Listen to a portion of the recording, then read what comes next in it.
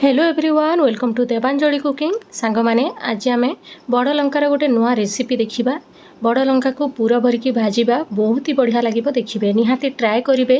तेबे चलतु आरंभ करवा ये स्वादिष्ट रेसिपी को वीडियोटी को शेष पर्यंत देखंतु। जदि चैनल रे नुआ अछंती ताहले प्लीज चैनल टी को सब्सक्राइब करदेवे।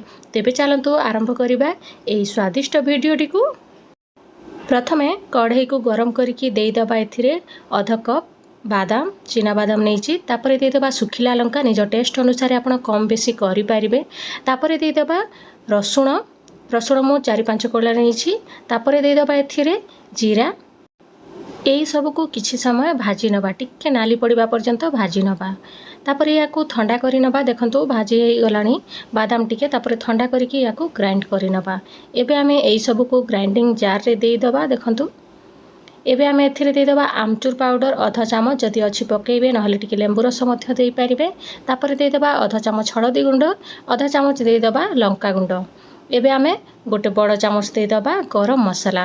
तापर एबे देदेबा स्वाद अनुसार लूण यही सबको देखंतु ग्राइंड करि नबा। एबे देखंतु मु ए भलिया बड़ बड़ लंका नेइची आमे एई लंका को आज बनैबा। यही लंकार गोटे आउरी गोटे वीडियो मध्य मु आपनक सहित शेयर करि सारिछि। लंका पकोड़ा निहाती देखिबे बहुत ही बढ़िया लगिबो देखिबे से वीडियो मध्य आपण देखिकी घरे बनैबे। एबे आमे ए लंका को टिके चिरा लगै कि या भितरे जेते से गुंड रखा हिछि आमे ग्राइंड करिकि सेही सब को एथिरे देई दबा। देखंतु ए सब को भल भाबरे सबुथिरे पुरै नबा जेतिकी धरौचे सेतिकी पूरा भल भाबरे एमती दबेइकी भरिबा। एबे अल्प टिके देखंतु बळी जाइछि याकू भी आमे लास्ट रे पकेइबा। चलंतु एबे कढ़ई गरम करिबा। कढ़ई गरम करके देदेबा गोटे बड़ चामच सोरिष तेल। तेल भल भाबरे गरम ही आसिले देदेबा एई लंकाटी को। एबे फ्लेम को लो करके एई लंका को सिझेइबा भल भाबरे देखंतु गोळेई नबा। से जो गुंडटा बळीछि ताको आमे लास्ट रे दबा। एई टाइम रे देई देले से गुंडटा पोड़ी जिवो ठीक रे आउ टेस्ट आसीबनी तार। देखंतु एबे लास्ट को टिके देदेबा लूण ऊपर चोपा तक लागिबा पई काहेकि ना भितरे आमे पूरा रे अल्प टिके लूण देइछे सेति पई देखिकी देबे लूण। एबे आमे फ्लेम को पूरा लो करके घोड़ेई नबा 2-3 मिनिट।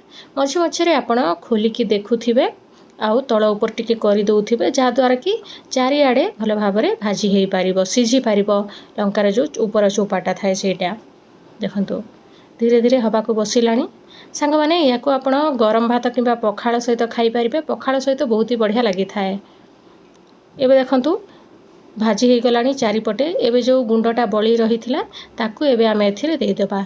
लंकाटा पूरा सिझी आसिले ही ए गुंडटा देबे काहेकि ना आमे गुंड को ए जो बादाम आउ रसुण लंका को आमे भाजीचे सेति पई आ किछि असुविधा होबनी।